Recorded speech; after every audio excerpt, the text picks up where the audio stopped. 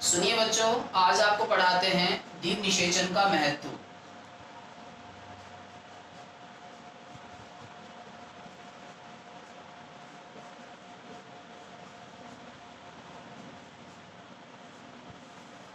दीप निषेचन में हमने बताया था कि पादपों में आवर्तबीजी जो पादप होते हैं उनमें 2 बार निषेचन होता है। पहले निषेचन में एक नरयुग्मक अंड कोशिका के साथ संयोजित होकर द्विगुणित युग्मनज बनाता है जो आगे चलकर भ्रूण में परिवर्तित हो जाता है, जबकि दूसरा नरयुग्मक भ्रूण कोश के अंदर उपस्थित ध्रुवीय केंद्रक या द्वितीय केंद्रक के साथ संयोजित हो जाता है और उससे आगे चलकर त्रिगुणित प्राथमिक भ्रूणकोश केंद्रक बनता है। इस त्रिगुणित प्राथमिक भ्रूणकोश केंद्रक से आगे चलकर भ्रूणकोश का निर्माण होता है। क्या बनता है बच्चों? भ्रूणकोश।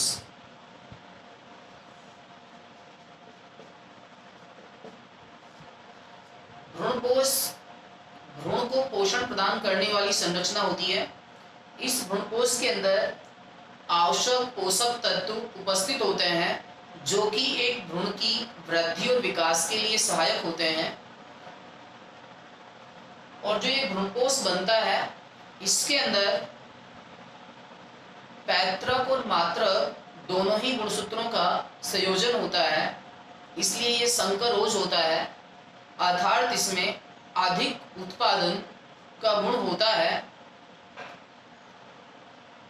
ध्यान रखना है, आवर्तबीजी जो पादप होते हैं उनमें बीजों की क्षमता के लिए कह सकते हैं युग्मक संलयन और त्रिसंलयन दोनों का ही होना आवश्यक है, जिससे पौधों में बीजों के अंदर पुनर्विन्यास और नवीनीकरण होता रहता है। ठीक है बच्चों, इसके बाद आपको पढ़ाते हैं, अब अपना अगला टॉपिक यही होगा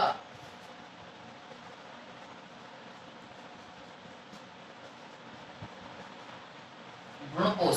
सबसे ही पता चल रहा है भ्रूण कोश का मतलब पोषण प्रदान करना, मतलब किसको पोषण प्रदान करना? भ्रूण को। ऐसी संरचना जो भ्रूण को पोषण प्रदान करती है उसे भ्रूणकोश कहते हैं। और इसका निर्माण कैसे होता है अभी थोड़ी देर पहले बताया था। आवर्तबीजी पादपों में निषेचन के पश्चात इसका निर्माण ध्रुवीय केंद्रक और एक नरयुग्मक के संयोजन से होता है। ध्यान रखना है, आवर्तबीजी पादपों में ये भ्रूण को पोषण प्रदान करता है, इसके अंदर आवश्यक सभी तत्व उपस्थित होते हैं। विकास की प्रक्रिया के आधार पर जो भ्रूणकोश होता है वो 3 प्रकार का होता है। याद रखना है आपको, विकास का मतलब बनने की प्रक्रिया के आधार पर ये 3 प्रकार का होता है। पहला है केंद्रकीय,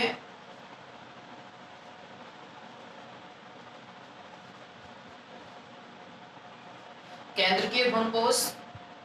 दूसरा है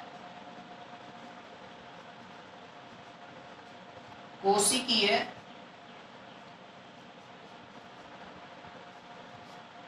तीसरा है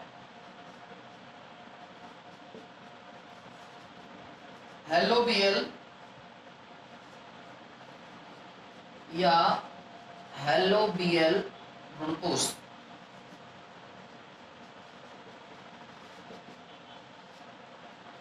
तो आपसे पूछा जाए विकास की प्रक्रिया के आधार पर जो भ्रूणकोश होता है उसके कितने प्रकार होते हैं? 3, केंद्रकीय भ्रूणकोश, कोशिकीय भ्रूणकोश और हेलोबियल भ्रूणकोश। तो पहला बताते हैं आपको केंद्रकीय भ्रूणकोश। याद रखना है, जो त्रिगुणित प्राथमिक भ्रूणकोश केंद्रक होता है उसमें लगातार विभाजन होता रहता है। जैसे ये केंद्रक है, इसमें लगातार विभाजन होता रहता है, समसूत्री विभाजन होता रहता है, जिसके अंदर अनेक केंद्रकों का निर्माण होता रहता है। ये केंद्रक परिधि की ओर एकत्रित या इकट्ठे होते रहते हैं। लेकिन एक बात आपको इसमें याद रखनी है कि विभाजन के बाद बनने वाले केंद्रकों के चारों ओर कोशिका भित्ति का निर्माण नहीं होता। इसलिए ये केंद्रक परिधि की ओर इकट्ठे होते रहते हैं, इसलिए मध्य में एक बड़ी रिक्तिका का निर्माण हो जाता है। क्या बन जाती है बच्चों? रिक्तिका बन जाती है।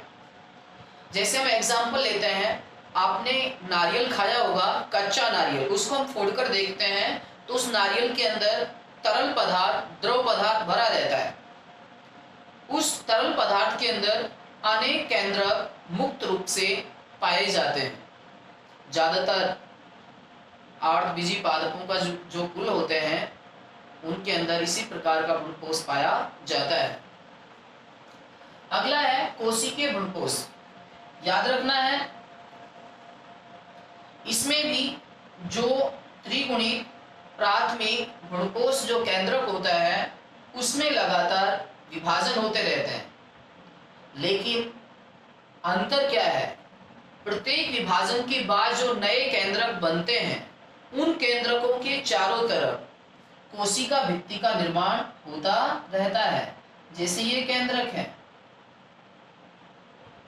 तो इन केंद्रकों के चारों तरफ क्या बनती रहती है बच्चों? कोशिका भित्ति का निर्माण होता रहता है।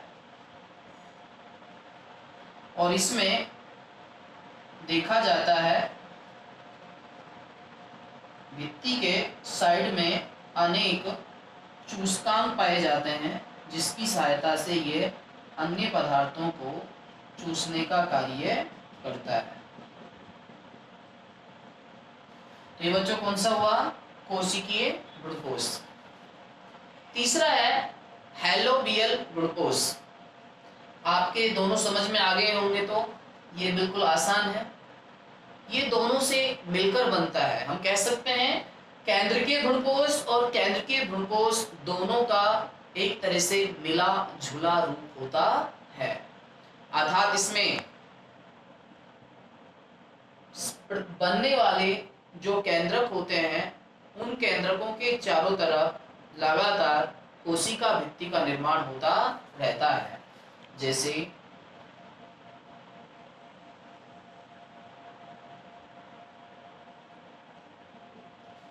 तो जितने भी केंद्रक बनते जाते हैं उन केंद्रकों के चारों तरफ लगातार कोशिका भित्ति बनती रहती है। तो ये थे बच्चों भ्रूणपोष के प्रकार।